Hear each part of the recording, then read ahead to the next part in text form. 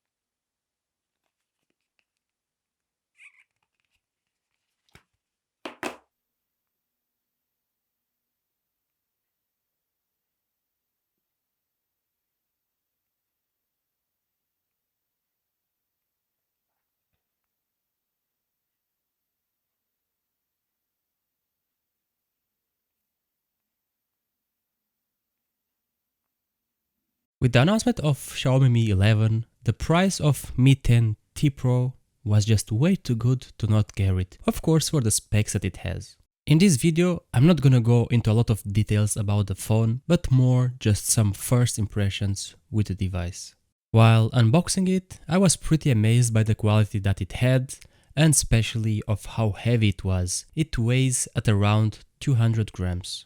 The metal body, the big display, and of course the cameras on the back makes this device a great purchase for the right amount of money. I have to say that I'm not really a big fan of having such a big camera on the back, as when the phone stays on the table then you might run into some problems, but well, bulky cameras come with bulky quality, and so far I was also blown away by its quality and even the possibility to shoot in 8K. Yes, it's 8K. Even my PC is struggling to run it.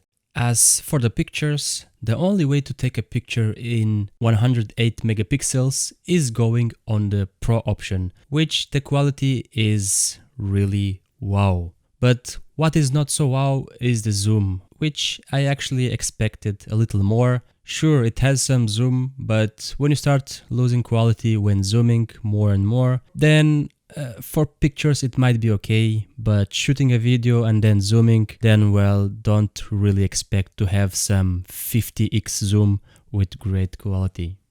I didn't test the front camera so much, as I'm not really a selfie guy, but the quality seems to be more than enough. Another thing that impressed me quite a lot, well, was the display, which has 120 Hz. You can downgrade it to 90 Hz, which is still amazing, or you can just go normal at 60 Hz. And I know many people say, oh, our eyes doesn't see more than 60 anyway. Well, let me tell you, there is a big difference when scrolling with high refresh rate. Maybe the camera can't pick it so well, but in reality, when holding two different devices in hand, the difference is pretty damn big.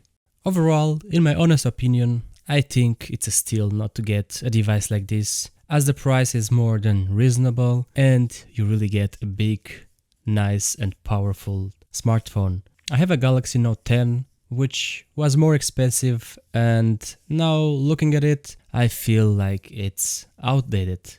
And well, it is. Thank you guys for watching. Hope the video was useful for you. Don't forget to leave that big like down below. Subscribe if you haven't yet, and well, I'll see you on the next one.